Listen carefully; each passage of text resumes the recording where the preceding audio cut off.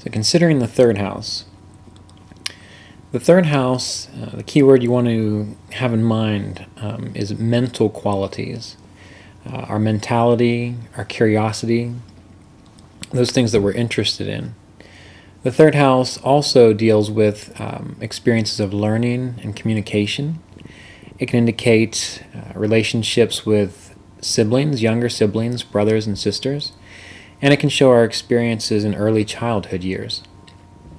So just like the first house can show the influences at our birth, or what our birth was like, and the second house can show what our very early childhood is like. The third house shows our early school years. The third house is said to relate to neighbors, friends, and companions. And as I mentioned, dealing with travel and communication, it can show short distance travels by car, train, bicycle, even short distance communications such as telephone calls or letters.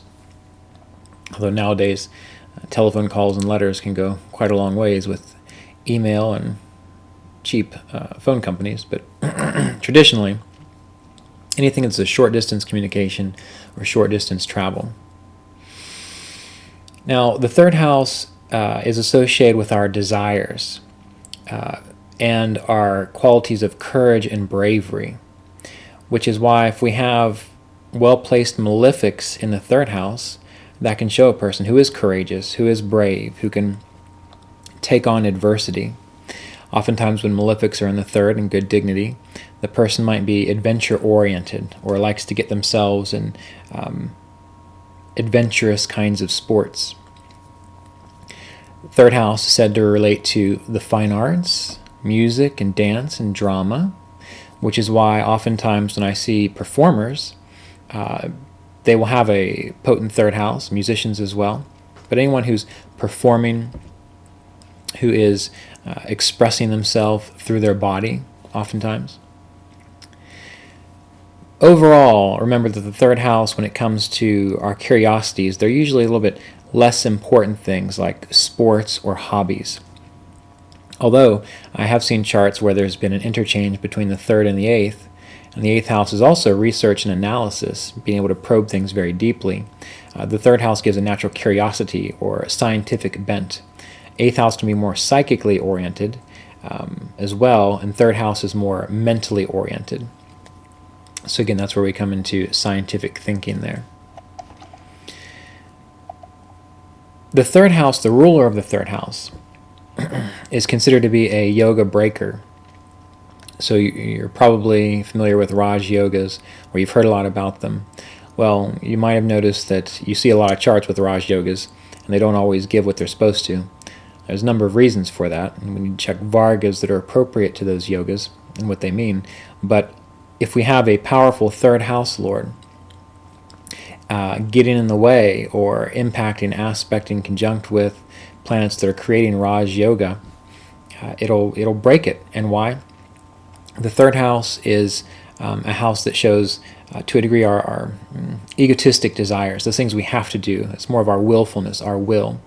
And the Raj yogas are combinations of power and purpose, our dharma and our power in the world. And if we get our egos involved, or if we try to force it, or try to be too willful for it, it never really works out. But again, that's a little bit more advanced topic, but it is something to consider that third, sixth, and 11th house lords, they can really get in the way of Raj yogas or royal yogas within the chart. Now, the third house symbolizes the arms, and it symbolizes power, our prowess. If you have negative planets in the third house and also in Gemini, why? Because Gemini is the third sign. Remember, whenever we're assessing like a body part or an illness, we need to look at the house and we need to look at the sign. So third house, third sign, which could deal with arms, it could deal with the neck. A lot of people I know who have injuries or arthritis or problems with their neck will have malefic planets in that area. And usually when there are planets in the third house, they are aspecting or impacting the ninth, which are the hips or the hip region. So you can also have hip problems too if you have difficult malefic planets there. But again, that would be more of malefic planets in bad dignity. Malefic planets in good dignity can still get you involved in activities that injure you, but it's been my experience, just generally speaking, that malefic planets in bad dignity usually cause injury and debility rather than getting hurt because you're out playing football or you're out sword fighting or whatever you happen to like to do, or rock climbing. Let's see. People with a strong third house, they can be very aggressive. And this is really an important aspect of astrology that's, when we think about compatibility or we think about interacting with other people, we usually live in a bubble where we have our personality and we surround ourselves with other people who are very similar to us. When other people come into our field, we might judge them or not like them because they have different kinds of qualities. And so if you've got a prominent third house, you might be a very active, willful, ambitious, maybe even athletic, very interested in training, very curious kind of a person. And if you get someone who is involved with more fourth house issues, more feeling, more of a homebody, not necessarily liking to go out and do a whole lot. Now, these are just generalities, so don't jump to conclusions here. But what you see is when these two people come together, they might not like each other. Only because they're different. So you always have to remember when you're thinking about people, when you're thinking about compatibility with who you like and who you don't like, sure, there are jerks in the world, and there are difficult people in the world, but there's also such a plethora of different kinds of astrological combinations within the chart that you just might not understand someone else. One of my best teachers, we had totally different charts. He shared excellent information, but when it came to actually interacting together, we just rubbed each other the wrong way. Why? Not because our understanding was different, but because our personalities didn't quite match up. And that's something to consider with the nakshatra as well, nakshatra positions. But anyway, so what are some specific indications of the third house? Success through one's own efforts, adventures, going on adventures or an adventurous nature, younger siblings, our desires, our curiosity, our excitement and our enthusiasm. Strong third house usually makes a person very enthusiastic. Initiative, motivation, courage, bravery. It can make a person good with detailed work. Physically, it represents the hands, the arms, and the shoulders. Written communications. And a lot of people I know who are involved in marketing or who do seminars have a prominent third house, maybe an interchange between the third and the 10th, because that gets the career involved in these things. Personal trainers can often have a good third house. Third and sixth house, you get those negative, well, that can create a criminal, but you get them positive, that can make a person a warrior or a person who is a fighter or a trainer. Again, communication and writing. And always remember that whatever planets are in the third house, these are going to be things that a person are curious about. 8th house Lord, the occult, sex, death. The 10th house, their career. 6th house, health. Again, that's when we get these house lords in the third house. The 2nd house, finances and resources. The 1st house, using our body and interest in the body. So wherever there's a combination of third house, either the Lord or the house itself, figure out what planets are impacting or coming together, forming a yoga, forming a union, and that'll give you an idea of what exactly is it that a person might be interested in, or where do they direct their desires within this life. Okay. The Karaka planet, yes, let's not forget that.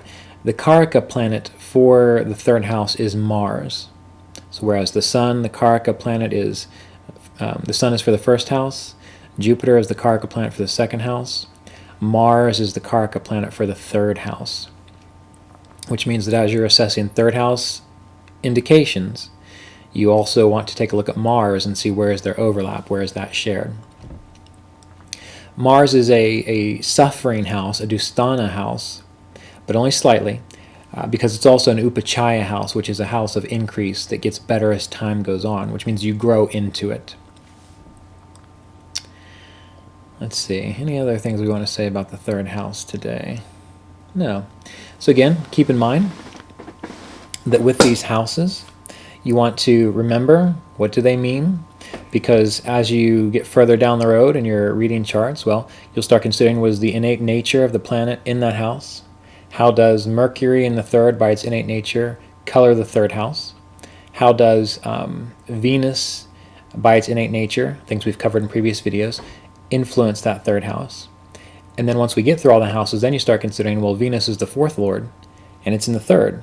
So what happens when we take fourth lord meanings and third lord meanings and put them together?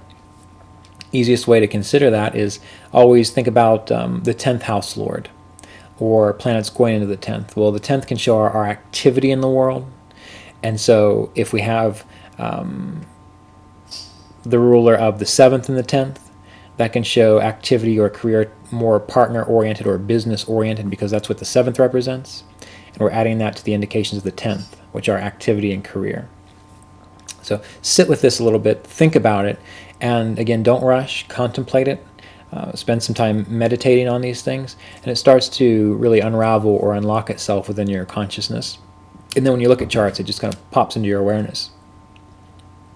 All right, next up, we'll look at the fourth house.